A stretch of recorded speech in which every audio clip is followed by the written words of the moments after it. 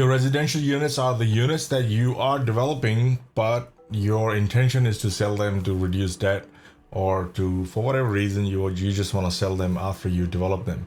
So you'll see that over here we already have residential units, and you can select different cost centers here, but don't select the different, only select the revenue center over here, but they all get picked up from the same place, which is cost center right here. So so you can change them or not change them, it is up to you. So this is what you are selling them, and you'll see that they're all coming from dashboard. So all this orange stuff is all linked to dashboard, and if you go in this section, particularly in this section, once you've entered these values here, you don't have to individually enter for each of the units, but you can go and change that. And this is your selling and closing period. Then you have your sales commission. If you say, okay, for this particular unit, for example, the commission is 7%, you can override that. And if you got more units, you can leave that on, but once you change them, it turns blue, telling you that it is now unlinked and it is now a manually entered input cell. So and 50% of that commission is due. When is it due? So all this is coming from here. If you've given it some thought of how you're going to what assumptions you're going to have over here, then the value that you have to enter here is very less. So we've tried to make it as simple as possible, and you don't really need to see any of this. Like it won't even matter if you just know the number of units you're going to develop in residential, to sell, the construction cost, because that's the method you have used here, which is average cost per unit of measurement.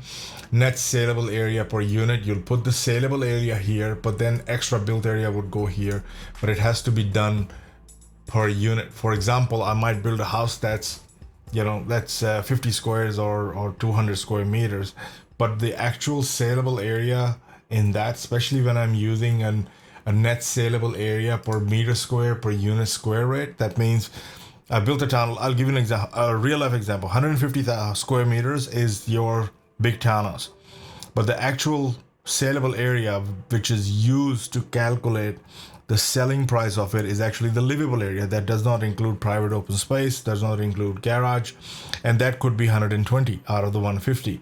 So you will have that 120 over here.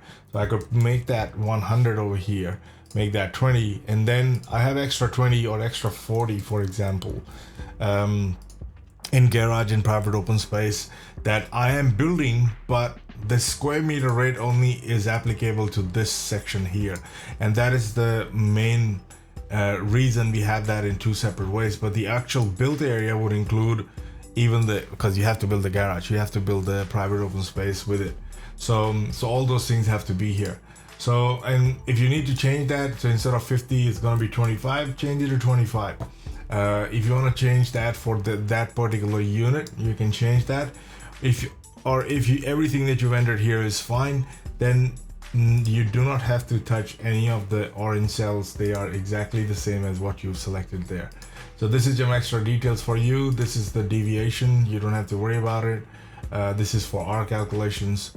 Then you got total built area, percentage of total built area, net saleable area, percentage of net saleable area, construction cost, and the land value applicable to this in the whole scheme of things, in the sense, because in BDR we had over 300. So out of that, in the whole scheme of things, based on the actual size of it, the land value is 4493. I'm just saving it because I've changed the values here, and this might change slightly in case I had not pressed the save and refresh earlier. If I had, then it won't change at all. So so this is something that you need to keep in mind. So yeah, see, the value did change to what it's supposed to be. So that's all with the residential units.